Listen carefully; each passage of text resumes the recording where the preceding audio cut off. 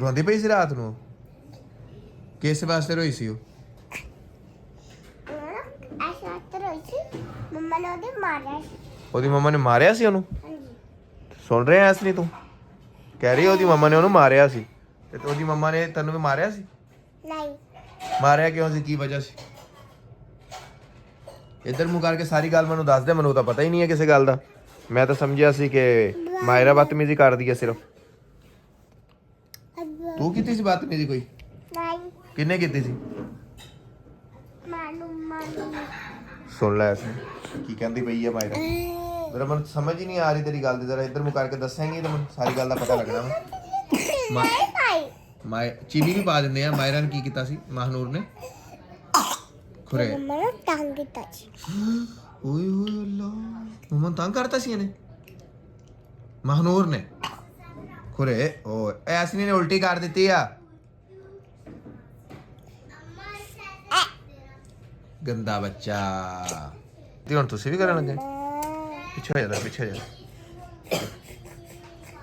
ਨੋਜ਼ੀ ਵੀ ਆਈ ਉਹਨੂੰ ਐਸਨ। ਓ ਅੱਛਾ ਅੱਛਾ ਅੱਛਾ ਅੱਛਾ ਅੱਛਾ। ਅੰਮਾ ਜੀ ਹੁਣ ਫਿਰ ਉਹੀ ਗੱਲ, ਫਿਰ ਮਾਇਰਾ ਉਵੇਂ ਦੇਖ ਲਓ ਜੀ। ਮੈਂ ਮਾਇਰਾ ਦੀ ਵੀਡੀਓ ਬਣਾ ਰਿਹਾ ਤੇ ਮਾਇਰਾ ਦੇਖ ਲਓ ਤੰਗ ਨਹੀਂ ਕਰਦੀ ਬਿਲਕੁਲ।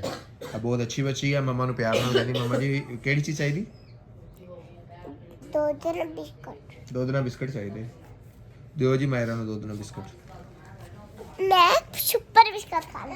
ਤੇ ਸੁਪਰ ਬਿਸਕਟ ਇਸ ਟਾਈਮ ਕਿੱਥੋਂ ਆਇਆ ਜੀ? ਆ ਜਾਣਾ ਆ ਜਾਣਾ ਕਿੱਥੋਂ ਆ ਜਾਣਾ? ਬੈਲ ਜੋ ਬੈਲ ਚੋਂ? ਬੈਲ ਚੋਂ ਕੋਈ ਨਹੀਂ ਦੇ ਕੇ ਜਾਂਦਾ ਬਿਸਕਟ। ਦੇ ਜੂਗਾ ਪਤਾ ਨਹੀਂ ਕੌਣ ਦੇ ਜਾਊਗਾ, ਮੈਨੂੰ ਤਾਂ ਸਮਝ ਨਹੀਂ ਆਉਂਦੀ। ਦੇ ਜਾਊਗਾ ਭਾਈ ਦੇ ਕੋਈ ਵੀ ਭਾਈ ਨਹੀਂ ਦੇ ਕੇ ਜਾਊਗਾ। ਸਾਰੇ ਕਹਿਣਗੇ ਗੰਦੀ ਗੰਦੀ ਜੀ ਬੱਚੀ ਹੈ, ਇਹਨੂੰ ਕਿਉਂ ਦੇਣੀ ਚੀਜ਼ ਜੀ, ਚੂੜੀ ਜੀ ਖਾ ਕੇ ਜੀ। ਯਾਰ ਰੋਟੀ ਤਾਂ ਲਿਆ ਦੋ ਮੈਨੂੰ ਜਾ ਕੇ। ਪਾ ਜੀ ਉਹ ਤੇਰਾ ਵਾਜਾ ਦੇ ਰਹੇ ਸਭ ਕੌਣ ਸੀ? ਕੌਣ ਵਾਜਾ ਦੇ ਰਿਹਾ ਸੀ? ਉਥੋਂ ਦੀ ਪਤਾ ਨਹੀਂ ਕੌਣ ਵਾਜਾ ਦੇ ਰਿਹਾ ਸੀ। ਮੈਨੂੰ ਲੱਗਦਾ ਜਿੰਨ ਹੋਣਾ ਕੋਈ। ਜੇਨੀ ਸੀ।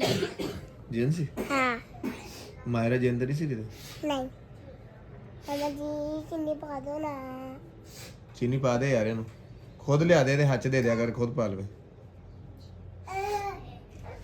ਮੰਮਾ ਚਮਚੇ 'ਚ ਲਿਆ ਦੇ ਨਾ, ਕੋਲੀ 'ਚ ਰੱਖ ਕੇ ਚੀਨੀ ਰੱਖ ਕੇ ਲਿਆ ਦੇ ਤੇ ਆਪੇ ਪਾ ਲਵੇਗੀ। ਖੁਦ ਜਿਹੜੀ ਨਾ ਜਲਦੀ ਕਰੇ ਉਹ ਖੁਦ ਕਰ ਦਿਆ ਕਰ। ਦੋ ਦੇ ਵਿੱਚ ਹੀ ਪਾ ਲੂੰ ਕੋਲੀ। ਓਏ ਫਿਰ ਉਹ ਜ਼ਿਆਦਾ ਮਿੱਠਾ ਹੋ ਜਾਊਗਾ। ਇੰਨਾ ਤੇਜ਼ ਮਿੱਠਾ ਹੋ ਜਾਂਦਾ, ਇਸ ਲਈ ਕਹਿੰਦਾ ਮੈਂ ਥੋੜੀ ਥੋੜੀ ਚੀਨੀ ਇਸਤੇਮਾਲ ਕਰਿਆ ਕਰ।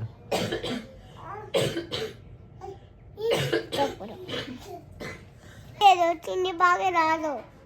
ਐਵੇਂ ਦੇ ਦੇ ਬਈ ਮੁੰਡੇ ਨੂੰ। ਅੱਛੀ ਬੱਚੀ ਹੈ। ਇਹਨੂੰ ਕੁਝ ਕਰੋ, ਮੈਂ ਕੁਝ ਕਰ ਸਕਦਾ।